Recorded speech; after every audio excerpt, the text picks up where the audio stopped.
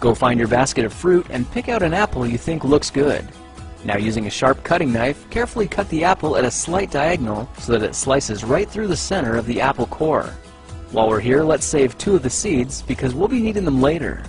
Now that we've got our 2 halves, let's take the side that still has the bottom attached and place it face down on a cutting board. We'll need to place 2 butter knives perpendicular with the top and bottom of the apple. Now we can carefully cut down along one side of the apple core until the knife bottoms out on our makeshift spacers, then use the spacers as a guide to gently cut in from the side. When the 2 cuts meet, you'll have an apple wedge that pops right out. And while we're here, let's cut a piece from the other side the same way. Now our goal with these is to cut out 3 more L-shaped wedges about a 1/4 inch thick. And this time, rather than cutting in sideways toward your fingers, try turning the piece over so you can cut downward and meet the first cut at the bottom. Now with a little wiggle, a new apple wedge should break free.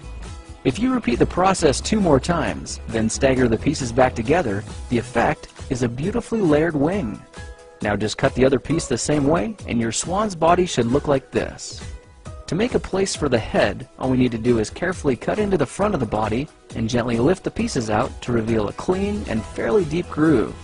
At this point we can go ahead and grab the other half of the apple and place it between the butter knives like before, but this time we're just going to use them as spacers to cut an even slice off the bottom.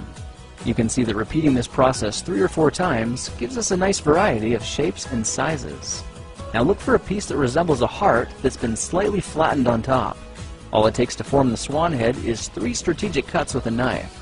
I made 1 angled cut to form the head, a horizontal cut to form the neck, and 1 slanted cut at the bottom for the base. Now you should be able to see how this is coming together, and to clean it up a bit, just use your knife to round off the sharp edges. All that's left now is to place the apple seeds where you think the eyes should go, then use the side of a butter knife to press them firmly into position. When both eyes look good, simply drop the neck into place, and you're done. You've just created a beautiful and decorative apple swan. I spritzed mine with a bit of lemon juice to help prevent it from turning brown, then put it on display to show off for our dinner guests later that night.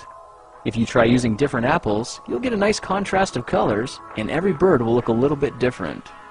Well, now you know how to take any ordinary apple and turn it into a decorative and edible apple swan. If you like this project, perhaps you'll like some of my others.